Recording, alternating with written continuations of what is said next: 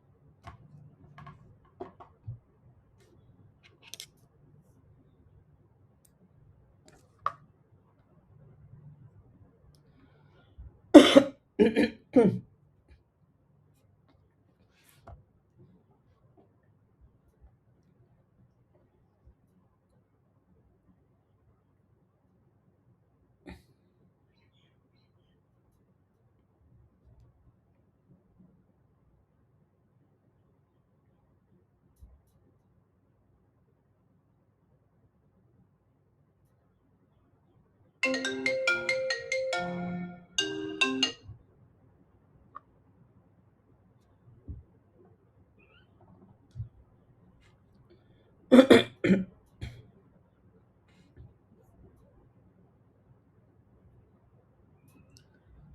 we will start the session. Hello, hi, namaskar. I am Prashil. I'm a Prime Minister's Research Fellow at IIT Mumbai. And here we are learning advanced thermodynamics and molecular simulations. So this is our live interaction session 5 where we will be solving the assignment questions and will be discussing some of the concepts that we have covered in previous classes, right? So let us begin. Yeah.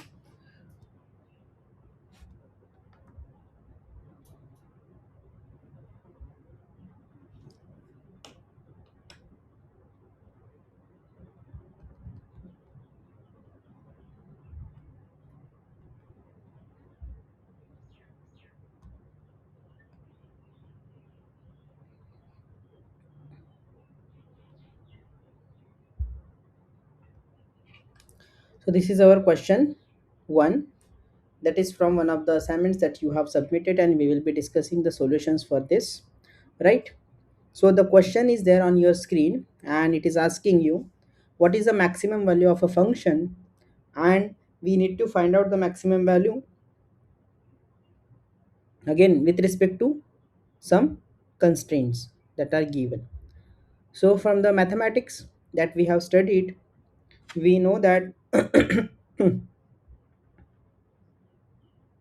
we can find out a maximum or minimum value of a function. So how does the function look? For example, if I'm writing y is equals to f of x, this is my function, and this function might look like this. Correct? So this is my x and this is my f of x, that is equals to y, right? F of x and this is y. This function might look like this, right? Okay, so you can see this function is varying with respect to time, right? It is varying with it is varying with respect to x. X is a variable, it could be anything, it could be time, it could be distance, it could be reaction coordinate that you study in reaction engineering, it could be anything, right? And here we are seeing that this function is changing with respect to x, right? So you can see here, this is a point where it is having a minima, here it is having maxima,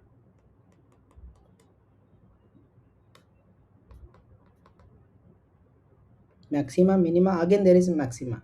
So you can see there are multiple maxima and minima that are seen here.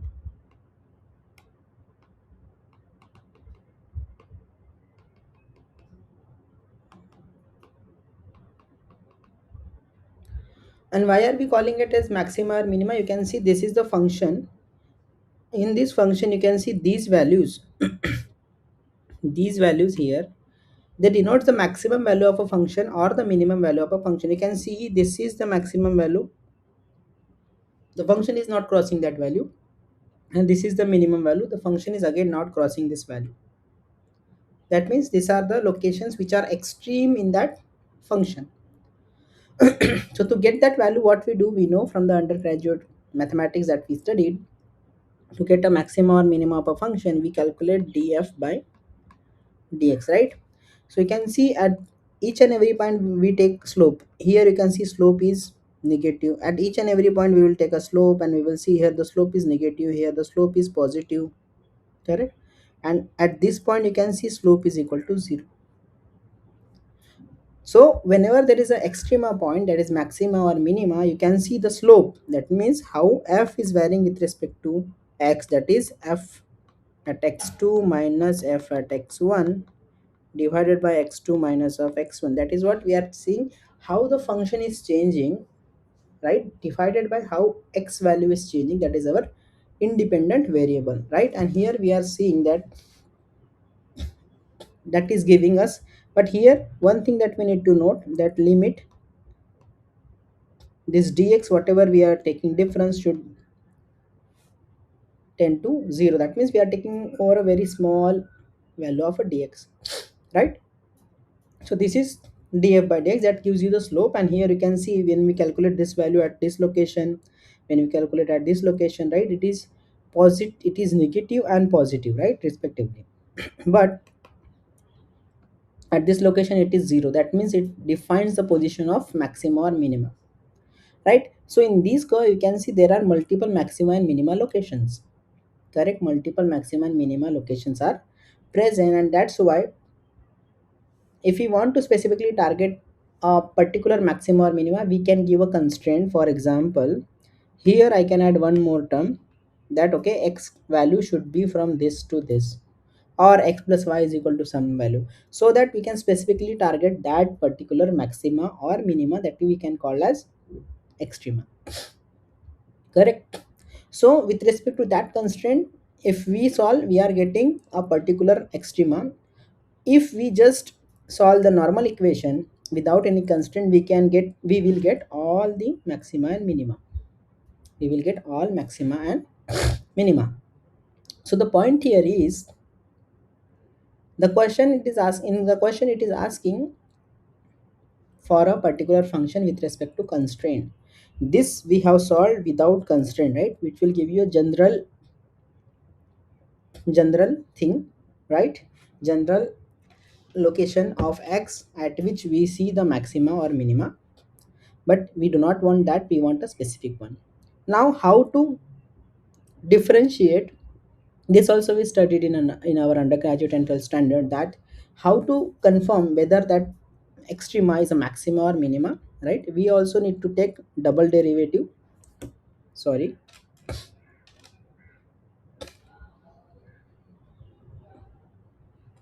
we also need to take double derivative.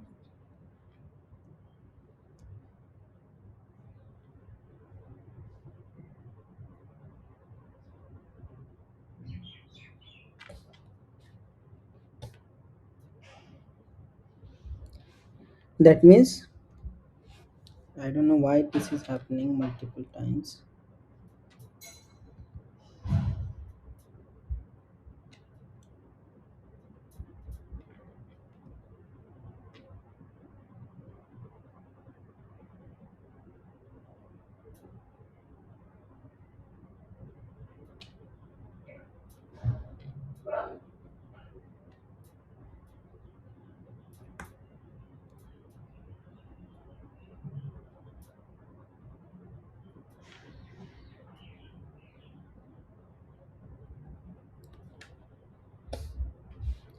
So here if you want to check,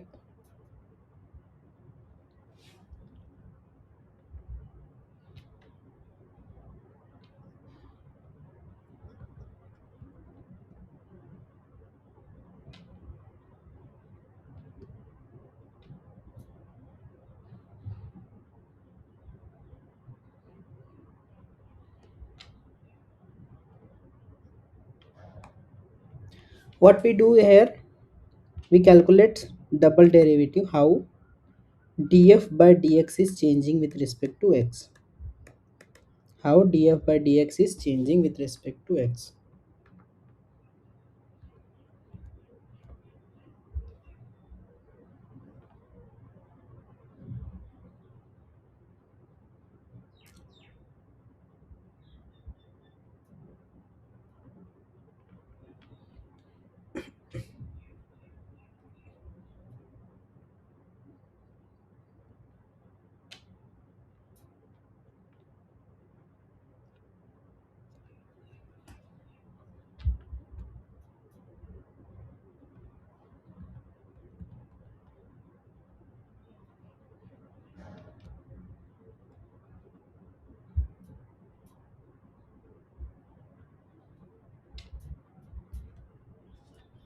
How df by dx is changing with respect to x, that we find, and you can see at a particular location where there is a maxima or minima, how the slope is changing. Here you can see at minima value the slope is changing and it is becoming positive, that means df by, yeah,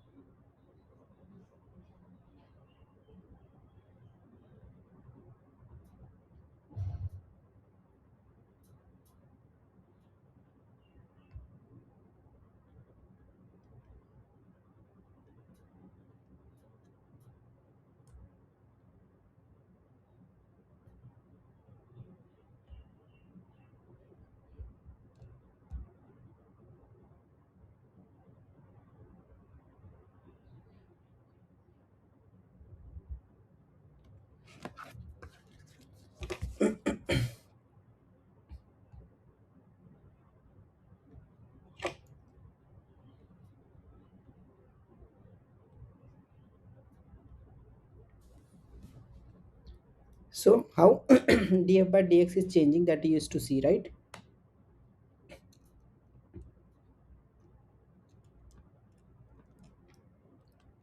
d2f by dx2, right? And here you can see this can be equal to 0, this can be greater than 0, or this can be less than 0. So whenever the slope change that has happened, if it is positive, then it is a minima. You can see here at this point the slope change is positive. When the slope change is negative, then it is a maxima. You can see here at this point the slope change is negative. So we need to get and find out the value of df by dx, how it is changing, and that will define whether it is a maxima or minima, right? So this is the way we used to solve the problem. Now, since there is an additional constraint that has been given over here, since the constraint is given, we need to find out some other method, and that's what we have studied in the class, that is called as Lagrange's multiplier.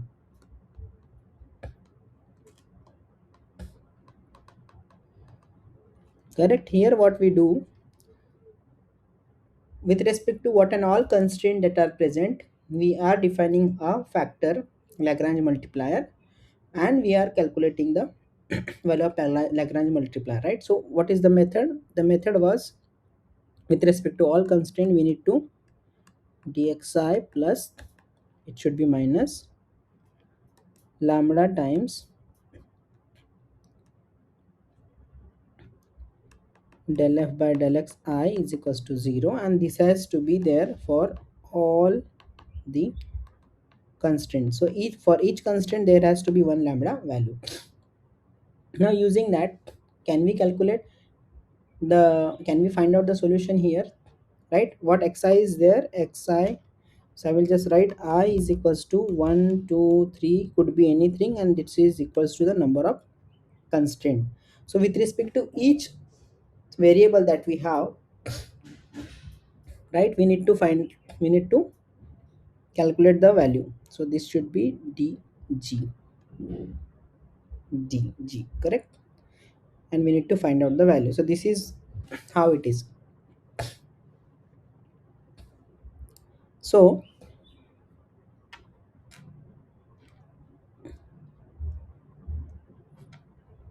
here we have two variables, so I is equals to 2, x1 is equals to x, and x2 is equals to y, x2 is equals to y. So with respect to each variable,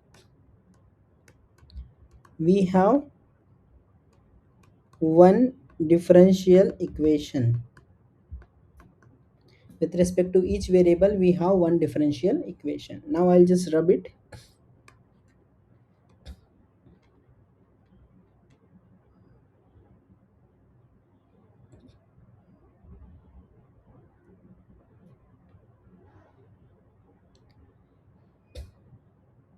And then you will be able to find the solution. So f of x comma y is equals to xy, and what is our constraint? G of x comma y is equals to x plus y minus of 2 equal to 0. Here it is equals to 0. So what we need to calculate is df del f by del x minus of lambda 1 times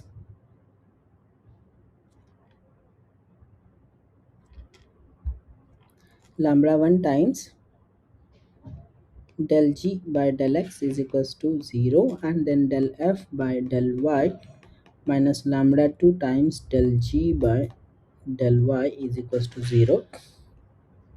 Now calculate what is the derivative of a function del f with respect to x. It is equals to y minus of lambda 1 times del g by del x is equals to 1 is equals to 0. Here it will be x minus lambda, this has to be 1, sorry,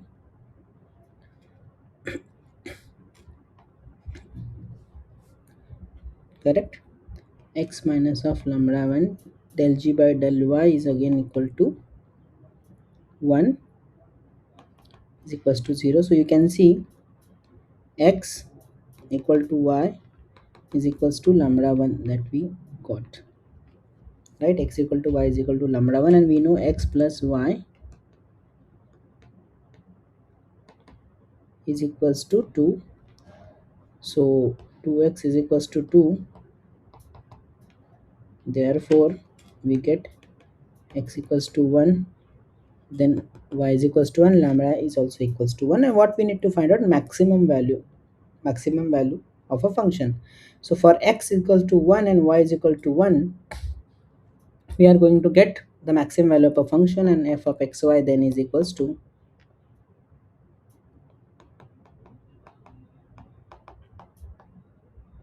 max, that is x equal to 1 and y is equals to 1. So we are going to get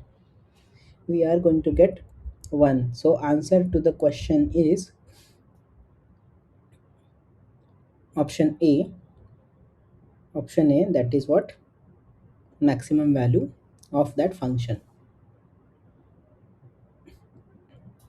maximum value of a function.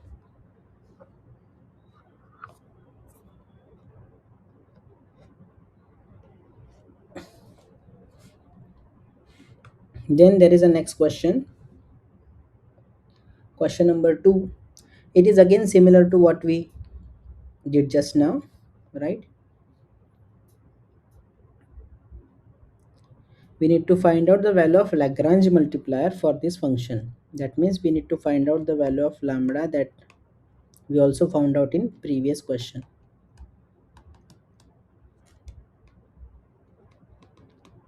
Now use the same method. We know what is f of x comma y, that is equals to x square plus y, and g of x comma y, that is what is our constraint, which is equals to xy minus 2 is equals to 0. Here also it is equal to 0. So how many constraints are there? One constraint, so there is only one lambda. And how many variables are there? Variables are there, multiple variables are there. With respect to each variable, there has to be one differential equation. So del f by del x minus lambda 1 del g by del x is equals to 0. Del f by del y minus lambda 2 del g by del y is equals to 0. 2x minus lambda 1, right, into del g by del x. With respect to x, if I differentiate, I am going to get y. Del f by del y is equals to 1 minus lambda 1, this has to be lambda 1, and then del g by del y is, with respect to y, if I differentiate this equation, I'm going to get x is equals to 0.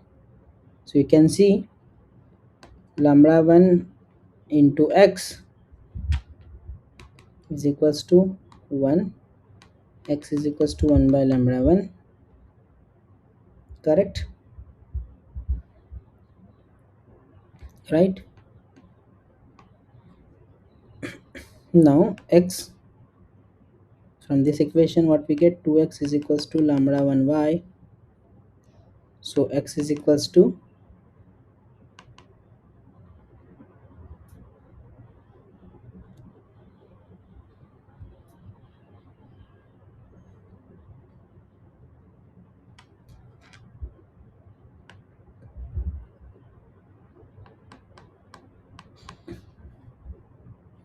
we just equate these two equation.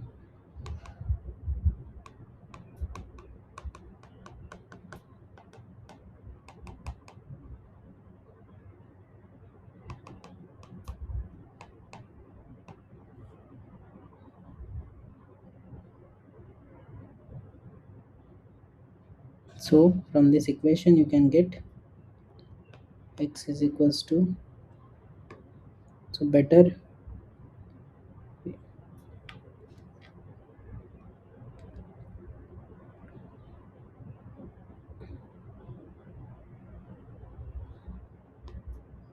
x is equals to 1 by lambda 1. So under root of y by 2. Now you just substitute the value.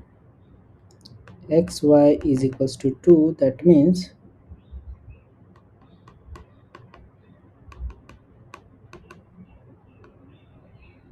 2. And simply we will just equate the lambda.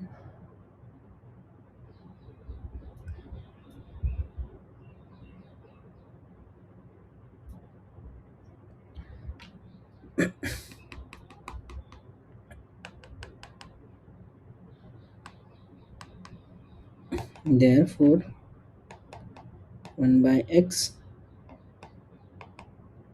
is equals to 2x by y. Y is equals to 2 into x square.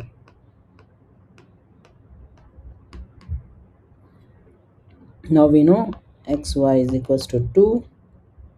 That means x into 2x square is equals to 2,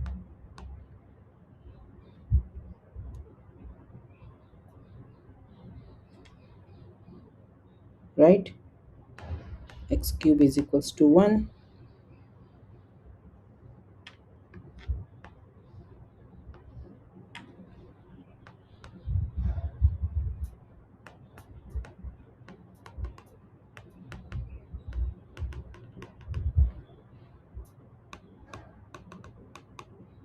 So x is equals to 1. If x is equals to 1, then lambda 1 is equals to 1 by x, which is equals to 1. So the value of Lagrange multiplier over here is 1. You can calculate y is equals to 2 into x square, right? Y is equals to 2 into x square. So value of x is 1. Again, it is equals to 2. So the value of Lagrange multiplier for this question is this, option number A, option A, right? So both the question number 1 and question 2 were similar. In one question they asked you to calculate the value of a function, what is the maximum value of that function, and here they are asking you to calculate the value of lambda, which is a parameter and it is constant. So for a particular constraint there has to be one parameter whose value we need to calculate while calculating the maxima or minima of any function, given that there are some constraints, right? So question number 2. Then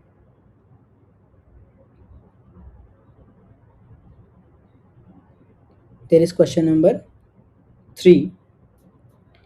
So it is on your screen. We can read. Assume that a drunkard makes a fixed length steps to left and right with equal probability. So there is a person standing over here and he is taking steps left and right with equal probability. That means probability of having steps in right direction is equals to probability of that person taking step in left. Correct? So if I'm saying okay that a person is there, he's taking fixed steps in left and right. For example, d is the d is a step, the length that has been covered per step, right? And it is taking uh, so d is the distance that is being covered in one step, distance covered per step, correct? And then the second sentence is probability that a drunkard is located 3 steps to the right after performing 5 steps. So total number of steps that are performed are 5 total steps, and it is asking what is the probability that that drunkard is located 3 steps away after from the location, from the mean location, after performing 5 steps. So let's say this is a drunkard person. That person is taking some steps in left, right, and any other direction, right? And after certain distance it will reach particular value, right? And we need to find out what is the probability that after performing 5 steps the person is 3 steps away. That means 3 into d distance away from the mean position. Correct, from the mean position. So we need to assume something. For example, let's say n plus are the steps taken in the right direction and n minus are the steps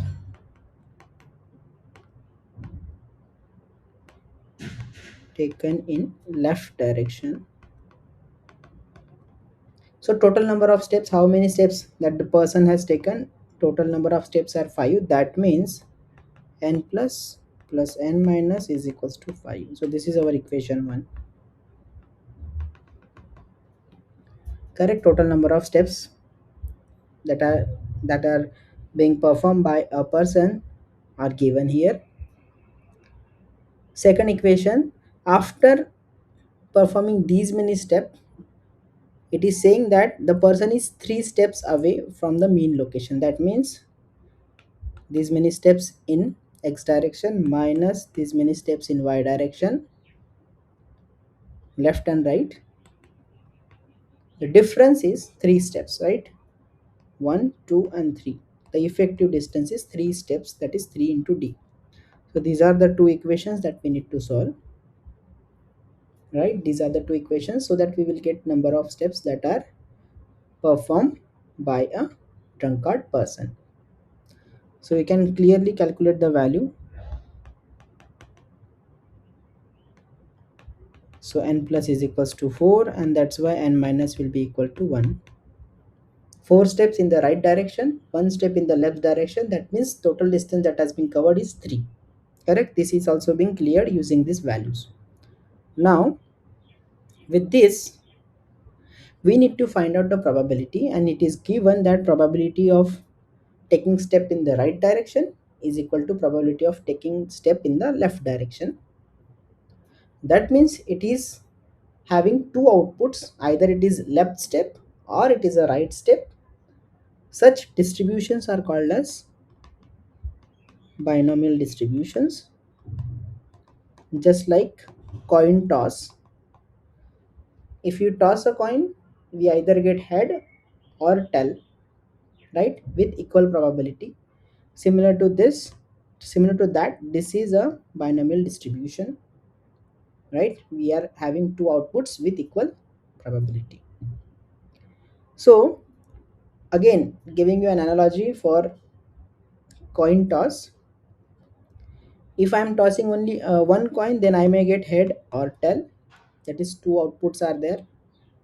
If I toss two coins, I may get head on first coin, head on second, head on first, tail on second, tail on first, head on second, and tail. So this is how it is there.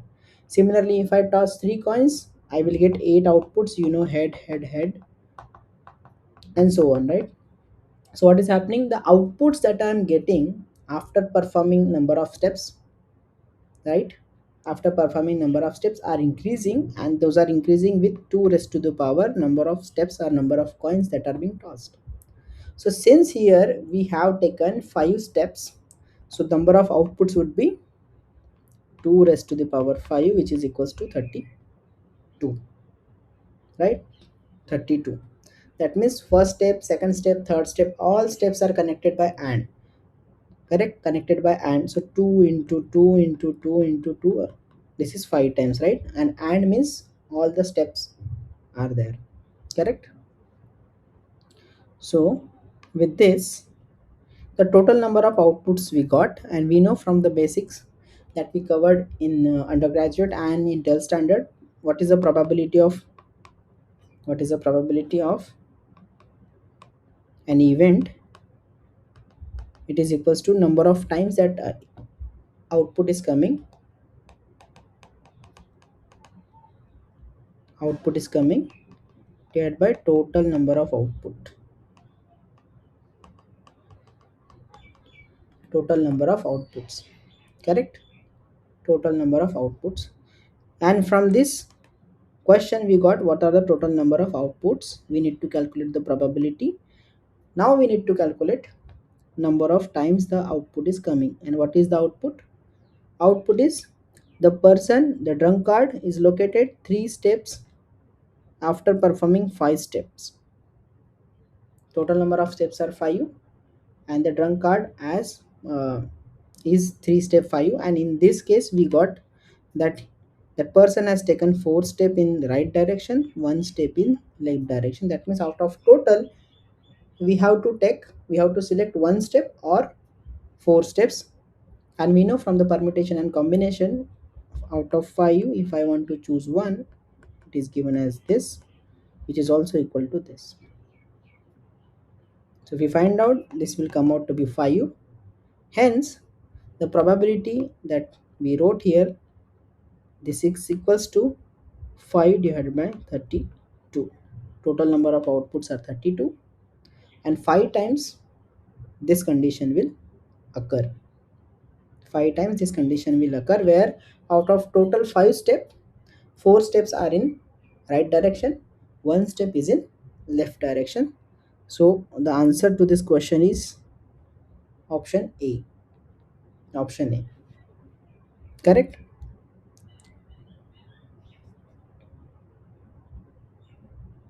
So I'll just recap. There is a drunkard person. That person is taking some step in left direction, some steps in y direction, and difference of those steps will give you the total distance from the center or total distance from the mean position. And we also know the total number of steps. From that we have calculated how many steps that person has taken in left direction and how many steps are there in y direction.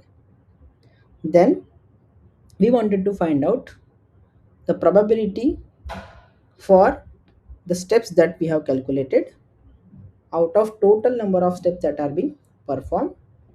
For that we calculated the probability of the event. That means only one step is different than all other step, or 4 steps are different from one step. And probability of such event to happen is calculated by using this combination, right? 5c4, which is equals to 5. And we also know the total number of outputs, and that's why we have also calculated the probability of that event to happen, right? So the answer is 5 by 32.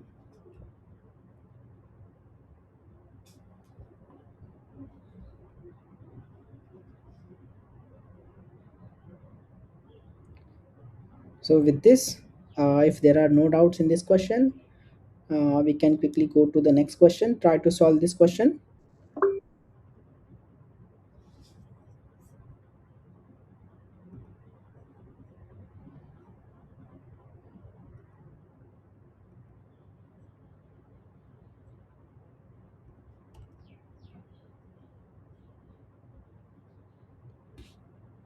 So question number 4,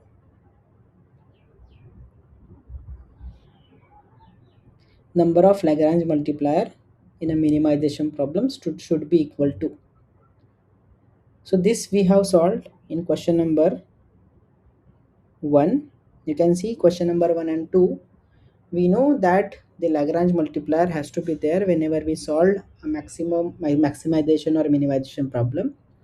And we know that the number of Lagrange multipliers, that means this lambda, will be equal to the number of constraints. So J is equals to number of constraints. That means with respect to each constraint there has to be one lambda value which will define, which will give you the weightage of that constraint.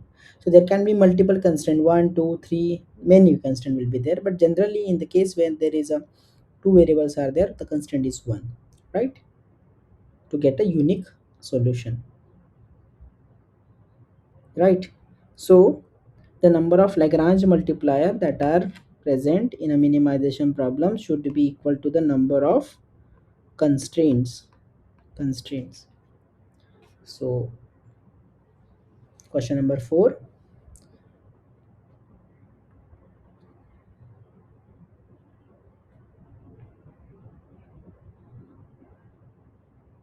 right? We already solved the question, so you can refer to the uh, video that will be uploaded on YouTube to get the details of question number 1 and question number 2. Then question number 5, the system forming a thermodynamic ensemble corresponds to different system forming thermodynamic ensemble. So first of all, I'll just tell you what is the definition of ensemble. Ensemble means collection. It's collection of something. Let's say there is a person who is frequently traveling from location A to location B.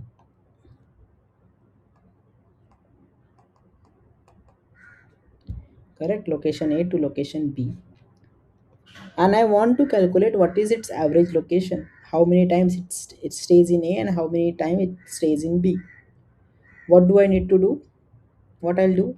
I will take snapshot of that person every minute or every 2 minutes or every 5 minutes. Right?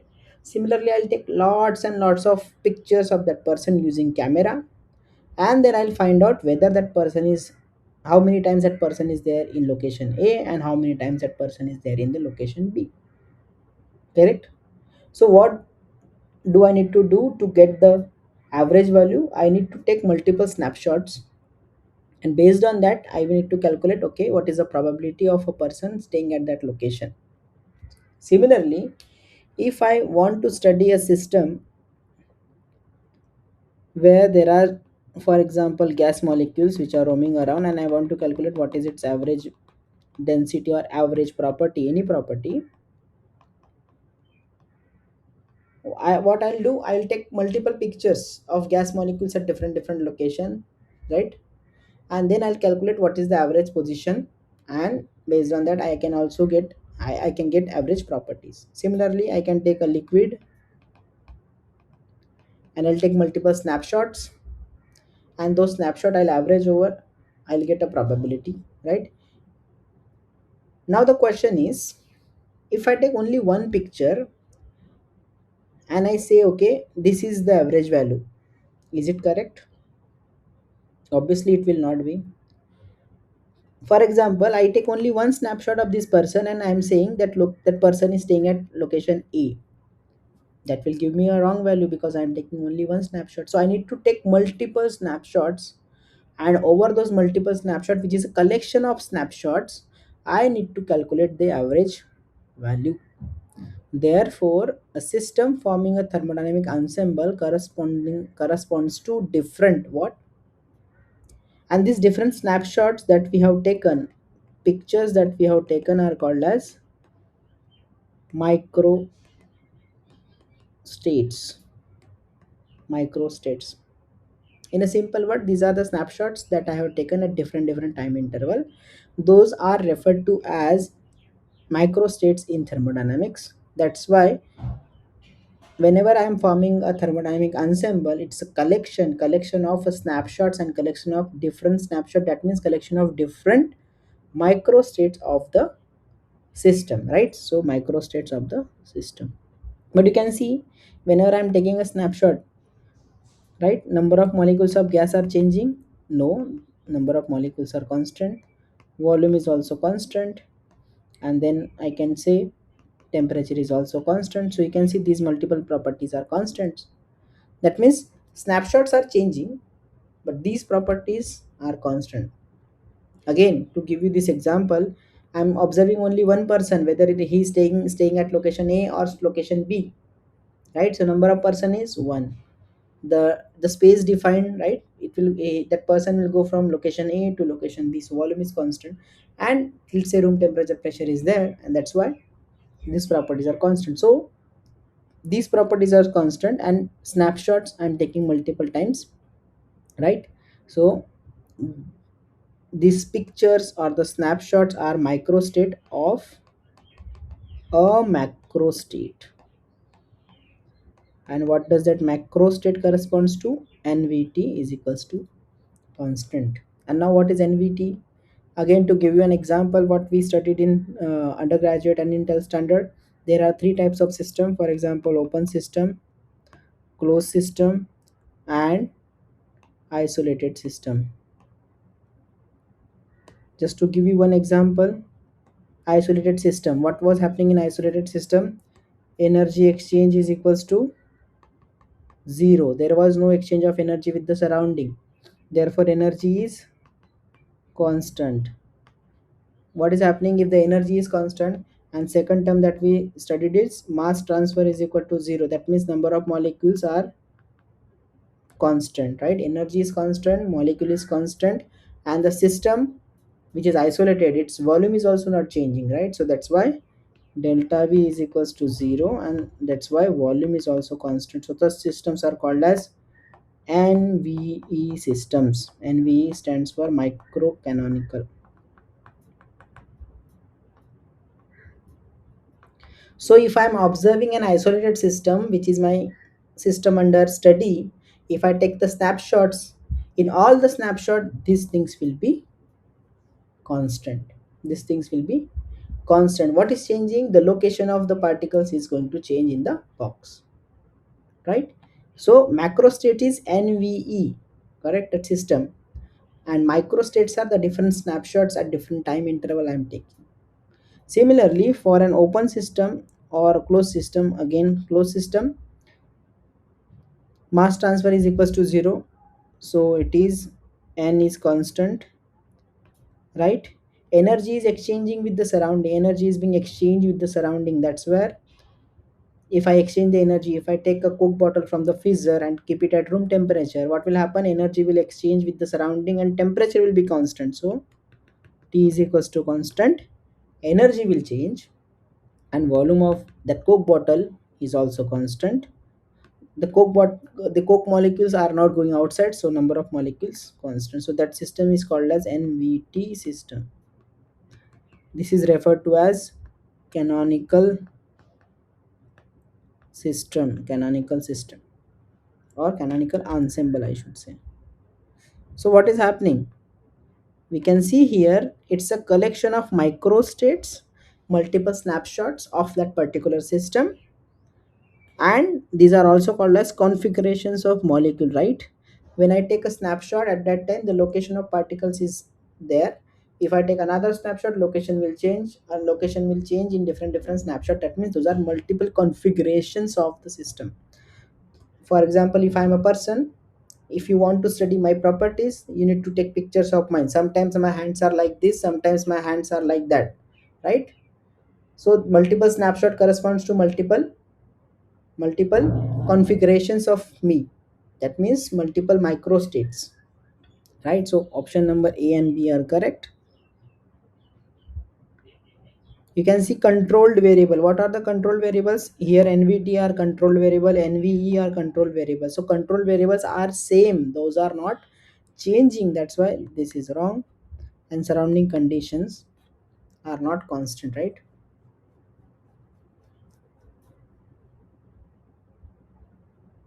So corresponds to different surrounding condition, which is also wrong,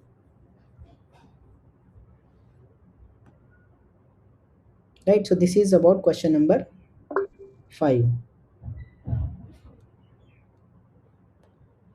Sham, do you have any question?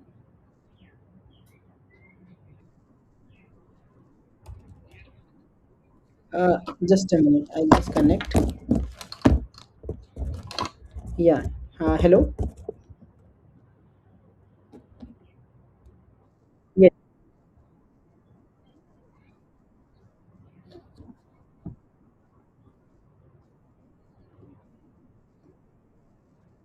Yes.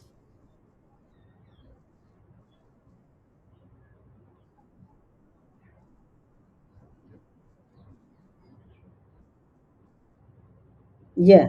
So it could be any property, it could be any property of that particular molecule. For example, as you said, structure. Let's say, for example, I am that person and I want to see what is my average configuration, what is my average structure. So you can see many a time I will be working, so my average configuration is writing, correct? Sometimes I'll go outside, I'll play, so in that case my my configuration will change. But we need to find out what is the average configuration most of the time, what I am doing, most of the time what I'm doing. So that is a structure. That could be then average energy. For example, if I'm playing, my energy is higher. If I'm sleeping, my energy is lesser. So I need to find out what is the average energy, right? So to get an average energy, I'll take snapshot at different time, and I'll find out, okay, out of total 100 snapshot or out of 1,000 snapshots, how many times I'm sleeping and how many times I'm playing. And based on that probability, out of total snapshot, I'll get the average value. So you know that probability of any particular event is equals to pi into the xi, right? So this pi is a probability. For example, out of 100 snapshot that I have taken, 70 times I was sleeping, so 70 divided by 100 is the probability of sleeping, plus this is summation, and 30 times I was playing. So 30 is this probability and this is playing. So whatever energy that corresponds to playing, it will come here. Energy corresponds to sleep, it will come. And based on that, I will get the average property or average energy, particularly for this case. Average E. Similarly, if I consider another example,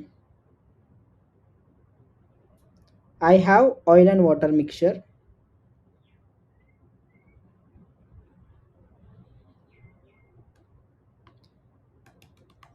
Red one is oil, and for example, black is my water. So in thermodynamics, we are studying the equilibrium properties of the system.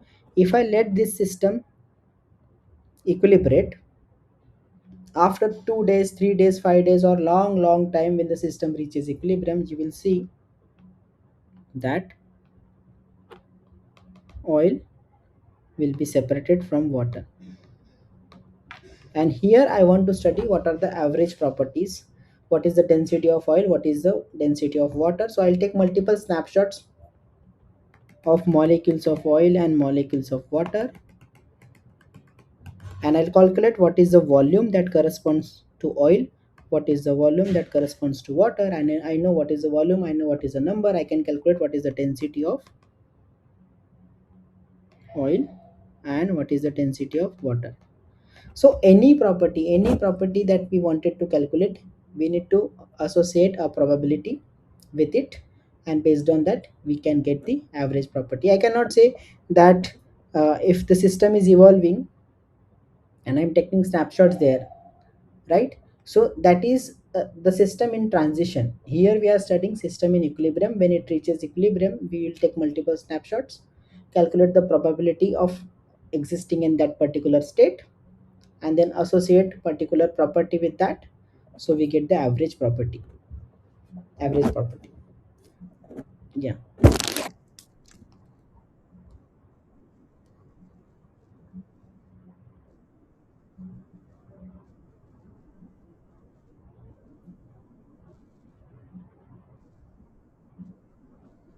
Yes, yes, correct. Density we can calculate, energy we can calculate. What is a particular, for example, if I have a surface, any system you can take without physically performing any experiment, we can calculate the properties. So this is my surface, and I want to see how an alkane molecule is adsorbing. So this is particular an alkane. For example, you can take heptane. So when this molecule will go and adsorb onto the surface, it may exhibit parallel orientation or perpendicular orientation, right?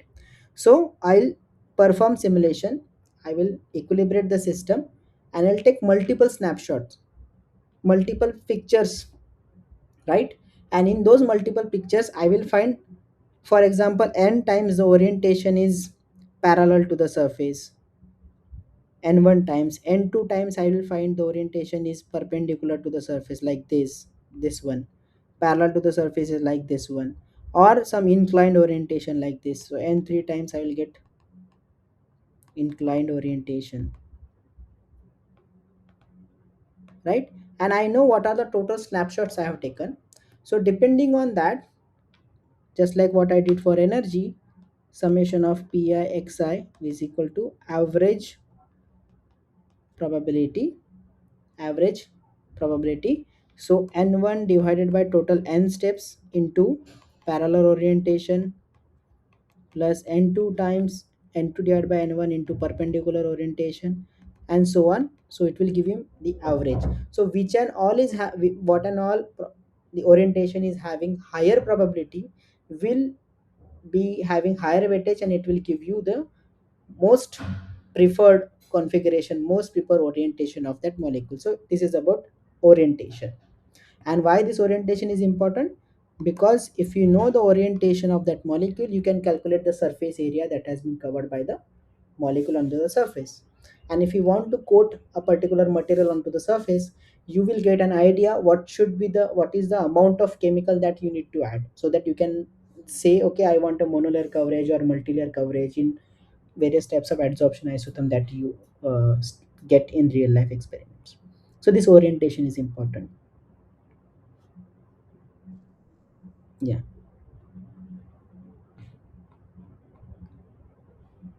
Yes. So appropriate thermodynamic ensemble, question number 6, in canonical ensemble. So canonical, just like I had said already, canonical is, this is a closed system, and we know in closed system we have two conditions. Energy exchange is there, so equal to 0, but mass transfer is not there. That means it is not equal to 0. Therefore number of molecules will be constant. Energy is exchanging with the system. For example, I am taking a coke bottle out of a freezer, I am keeping it at room temperature. What will happen? Energy is exchanged with the surrounding. That means until temperature becomes constant, the energy will be exchanged, right? So energy is exchanging, that means temperature is constant in equilibrium, n is constant, t is constant, and the volume of that coke bottle is also constant, so this is also constant. So again, that's as I said, NVT, which corresponds to canonical ensemble. Just the definition has changed, right? Earlier we used to call it a closed system. Now we are representing that thing using mathematics, and that is being used in thermodynamics and particularly in statistical mechanics. So you can see in canonical system there is one question. Question number 7, canonical ensemble, what is constant? So what is constant? Number of molecules, then volume and temperature. So here answer is C in question number 7, that the number of molecules, volume and temperature is constants. So now based on the system under consideration, whatever system you want to study, you can figure out what are the variables that are constants, and these variables are called as controlled variable, just like what we used to see in process control. Controlled variables, controlled variables, or these are also called as natural variables. Natural variables, correct? And we know for a canonical system, the energy is just like you can calculate, du is equals to tds minus of ptv, correct? So these variables are controlled variables, because to integrate this you have to write temperature as a function of s, pressure as a function of v, and mu as a function of n. Then only you can integrate. right? So what is independent variable here? Independent is something that is under our control. Independent variable is that we are varying and independent of any other property. So these are the control variable which I'll fix at the start. Okay, this is my system where volume is this much, amount of chemical is this much, and temperature is this much or pressure is this much. So these are my controlled variables. And we also studied using what? The transformation, Legendre transformation.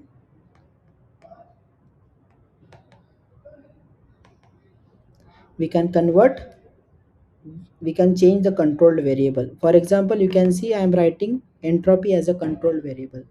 Is it possible to control the entropy? It is, but it is very difficult. It is extremely difficult to control the entropy, and that's why when I am saying okay, I have a simulation in which I am controlling the entropy and studying the properties of the system, it is difficult, and that's why it cannot be performed, and that's where we change it to some other variable using Legendre's transformation.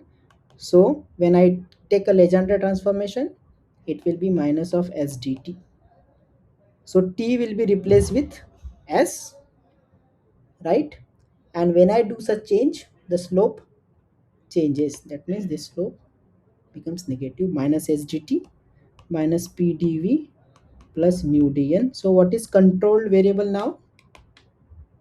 Number of particles, volume, and temperature, and such system is called as canonical system, that is NVT system.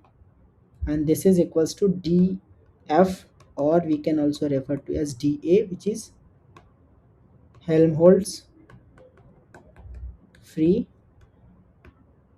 energy. Helmholtz free energy.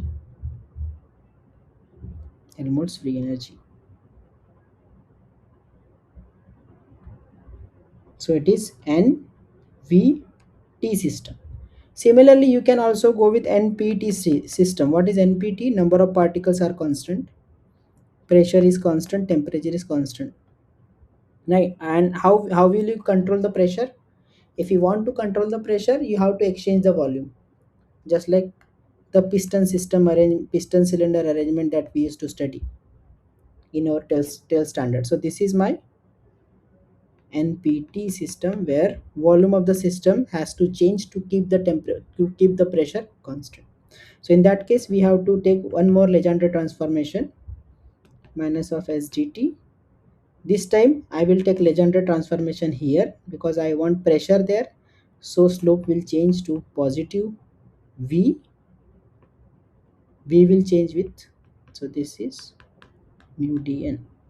So whenever I am exchanging these two variables, the sign of this will change. This is what is a shortcut that we see here, but then there needs to be a detailed derivations that we have studied in the class. So you can see n is constant, p is constant, t is constant. So such systems are called as closed system with variable volume. Closed system with variable volume. So in this case, temperature and pressure is constant. Temperature and pressure, when temperature and pressure is constant, it is called as Gibbs free energy delta G. And that's why whatever the reactions that we are carrying out, it those generally occurs at constant temperature pressure, right? Constant temperature and pressure. That's why we call Gibbs free energy is something that defines the that defines the that defines the progress of the reaction. Whether this process will happen or not, it will be decided by delta G. So the question is, if I am having an NVT system where the number of molecules are not changing, volume is constant, temperature is constant, for example, Coke bottle that is taken out from the freeze. If I want to study, the process will happen, and what property will tell the process whether it will happen or not? It is the Helmholtz free energy that will tell you this value. So depending on the controlled variables, here it is NVT, here it is NPT, the free energy will change. The free energy will change. Similarly, what you can see here, it is NVE system. Number of molecules are constant, volume is constant, and energy is also constant. So for such systems, NVE, number of particles is not changing, energy is also not changing, and volume is not changing. This is a isolated system. So for such system, that is isolated system, it is the entropy, that is the free energy, which will define whether the process will happen or not. And that's why we say for an isolated system, entropy has to be always positive, right? Entropy has to be always positive. Why entropy? Because it is a free energy for that particular system. So depending on the system under consideration, the parameter that will define the progress of the reaction will change. For isolated system, it is the entropy. For closed system, it could be Helmholtz free energy or Gibbs free energy, depending on the controlled variables. Depending on the controlled variables. So for canonical system, the answer to this question is Helmholtz free energy. Right? Helmholtz free energy. Enthalpy will be for uh, entropy is for isolated system. We studied this. Gibbs free energy is for open system with constant temperature and pressure, and enthalpy will be for TDS. Enthalpy will be for TDS, correct, plus VDP plus mu dn, correct. So SPN. So if this is the system, then it is delta H. That is the enthalpy. Generally, we do not use this. We go for NVT, NPT, NVT and NPT. But the understanding part that we have to take, the understanding that we have to take from this question is, we need to choose our system which we want to study using simulation, and we need to define the natural variables or the controlled variables, and based on that control variable we are going to get a particular property which is called as a free energy. That free energy will tell you whether the process will happen or not. And this again gives you an idea why people used to talk about Gibbs free energy when it comes to constant temperature and pressure. Constant temperature and pressure. Question number 7 we already have solved. Then what is not true for thermodynamic ensemble? Thermodynamic ensemble. So just like what you have seen here, controlled variables, you can see in all the cases the picture is not correct or the writing is not correct, but I am writing it again here. Du is equals to TDS minus PdV plus mu dn. If I take Lagrange, if I take Legendre's transformation, it will be minus of SDT minus of PdV plus mu dn mu Vt. So it is dF or dA, Helmholtz free energy. Again I'll take one more Legendre transformation, minus SDT plus VdP plus mu dn NPT. So it is dG, right? In all these systems, what and all the control variables we have, at least one variable, one controlled variable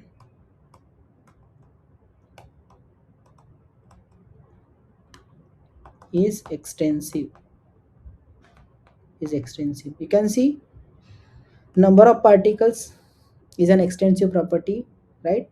Number of particles is extensive, volume is also extensive. So two extensive are there. Then entropy is also extensive, three extensive. In the second ensemble, Number of particles, volume is there, correct? Two extensive are there. Here you can see number of particles is extensive, so at least one is extensive. If I take one more Legendre transformation, for example, minus SDT plus VDP minus N d mu, correct? Slope has changed and this is ND. So what is this ensemble? Mu PT. And you can see all the controlled variables are intensive, intensive. And that's where this ensemble is not possible and it is equals to 0, and we refer to it as Gibbs-Duhem equation.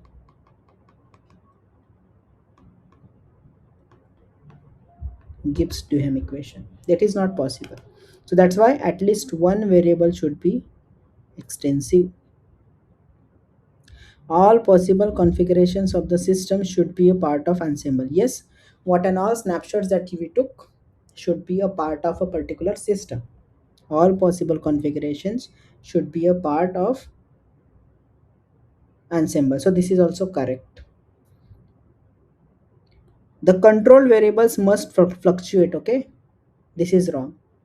As I said, control variables are controlled by us, so those should not change. Those should not change. So this is something which is wrong.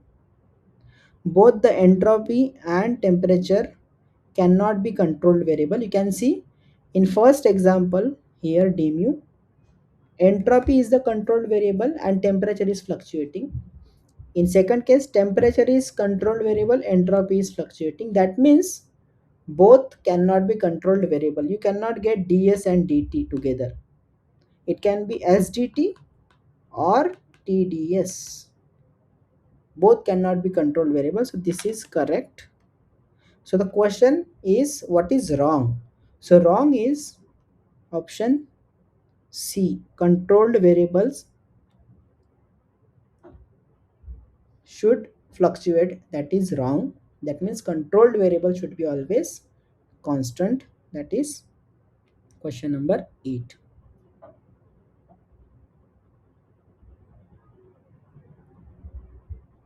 Then question number 9. What is the probability of state having energy Ej in canonical ensemble? Canonical is NVT, closed system, closed system, and partition function is Q. So this we have derived in the class. Q is equals to e to the power minus of beta Ej divided by, sorry, this should be probability of exhibiting that particular state. And what is Q? Q is equal to summation of e to the power minus of beta Ej, right? So this is the probability of existing in that particular state.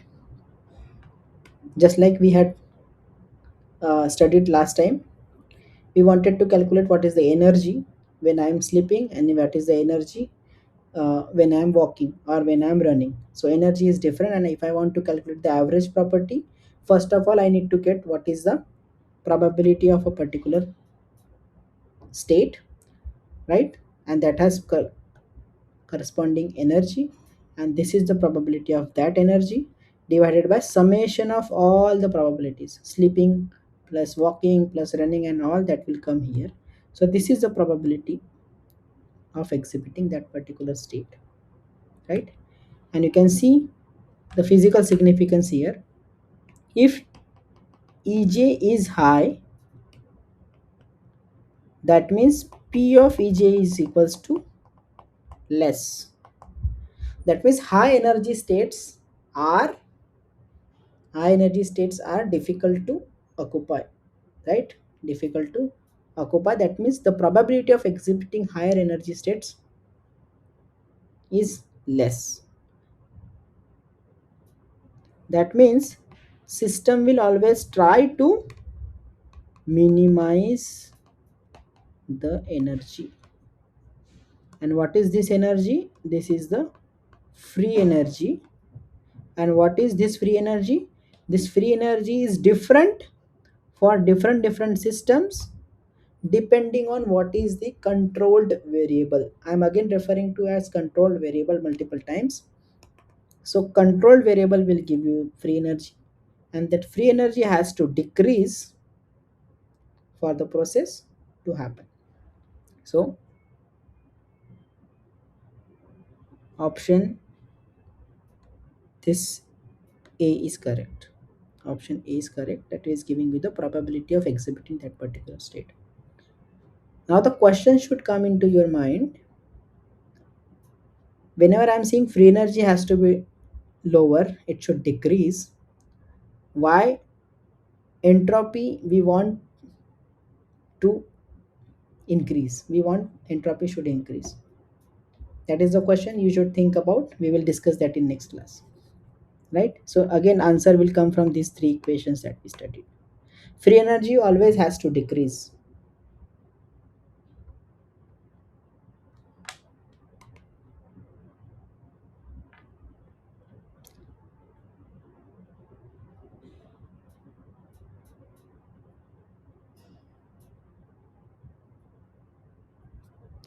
So question number 9.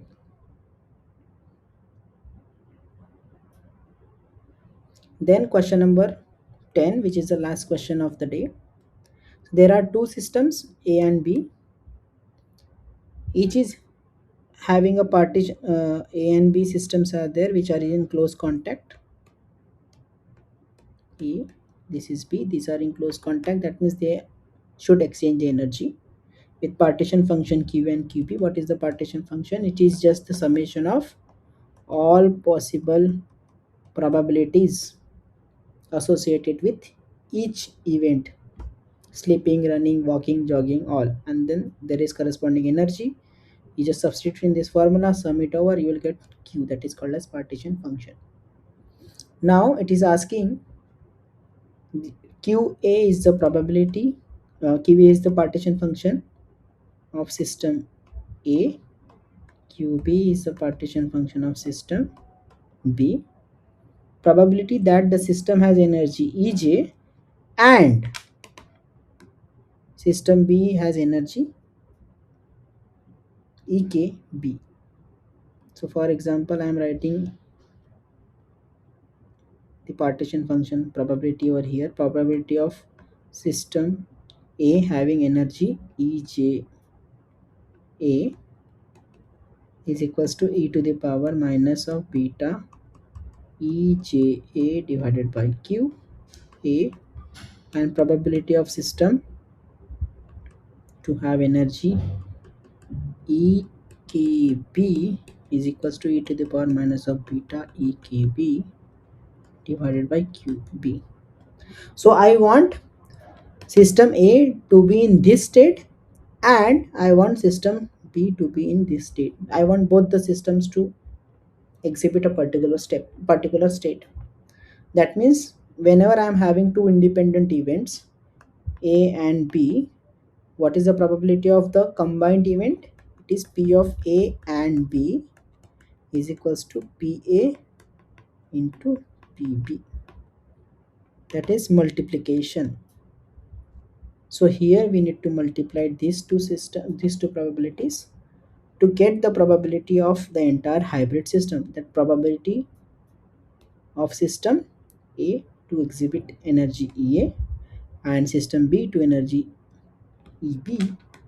So multiplication, that means option C is correct. Option C is correct. So I can have multiple system in multiple energy state. I just need to multiply those things.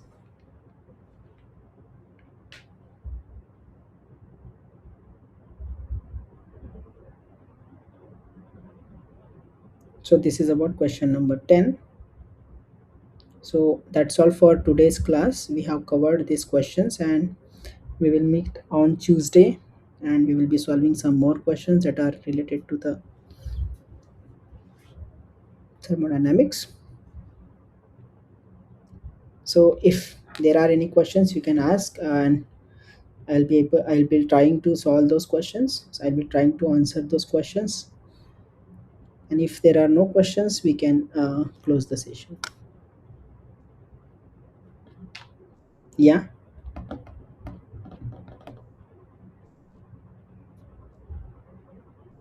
Yes, Sham, you're audible. Yes.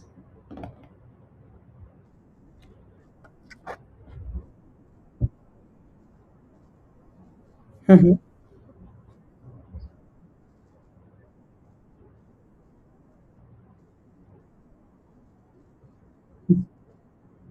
Okay.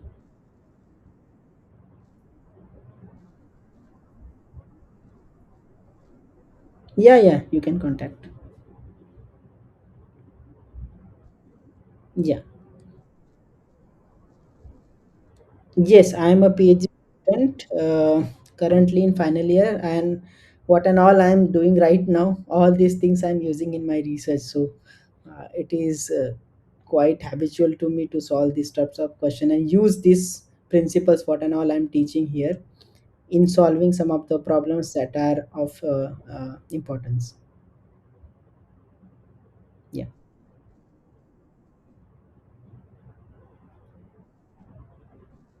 So I'm actually working on crude oil extractions from the reservoir. So we do computer simulations and we find out, okay, how can we extract the crude oil from the that is attached onto the rock surface. So for example, this is my surface is there. I'll just draw here.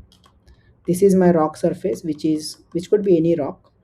It is having some atoms, their positions, and the crude oil is adsorbed onto the surface, and I want to design the solvents that will interact with the surface and break oil and rock interactions, and this oil can be taken out for uh, for a and for an application as a fuel. So out of thousands of uh, solvents or thousands of injecting fluids that are available in the market, I wanted to figure out what and all are the uh, best solvent materials that can be injected into the reservoir. And for a particular solvent, if I'm getting higher extraction efficiency, what is something special in that? Can I modify it? How can I modify those sort of combinations I can do to design some novel solvents that can be used for crude oil extraction from the reservoirs. Yeah. Yes, chemical engineer by background.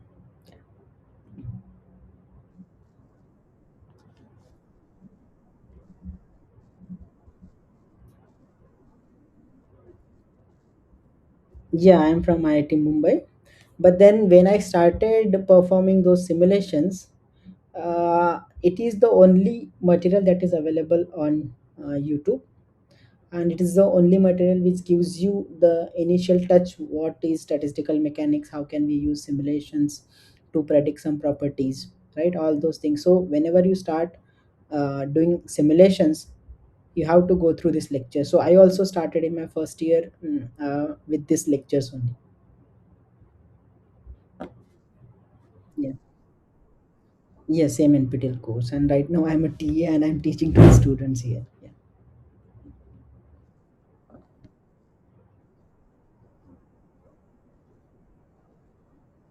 Uh-huh. Okay.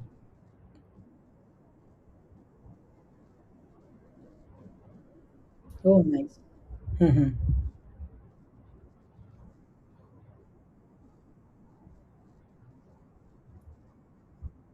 Mm-hmm.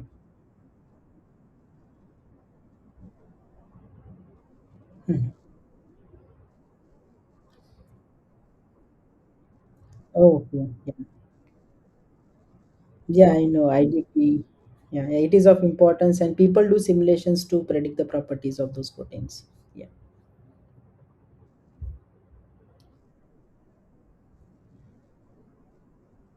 Mm-hmm.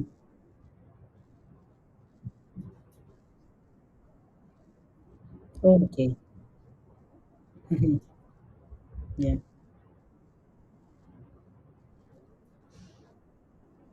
Yeah, okay. Yeah, no issues. Yeah, and if you have any doubts, you can reach out to me. I'll be always there to solve the questions.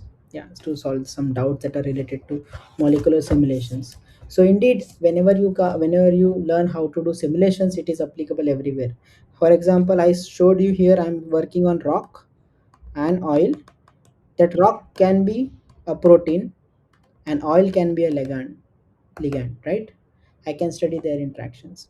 This rock can be a wall or a metal surface, for example, the surface of a car, and this oil could be a polymeric coating, and I can study how polymer is absorbing onto the metal surface. So, for example, if I want to coat a Mercedes car in India and I want to coat some paint on a Mercedes car in USA, the temperature pressure conditions are different. So, depending on the need of that particular country, I can design specific polymers which can give better adhesion, better performance for that particular region. So, those sort of things can be calculated. So, molecular simulation is a tool that can be used in multiple applications to predict the properties and to study the systems which are difficult to study in experiment. For example, again, if I want to study a nuclear reactions, I cannot go and do the nuclear reaction by my own. It is very difficult. That's why we study those things, though those reactions in computer using molecular simulation, and we predict the properties. Yeah, so that's all. Mhm. Yeah, so that's all for. Mhm. Mhm.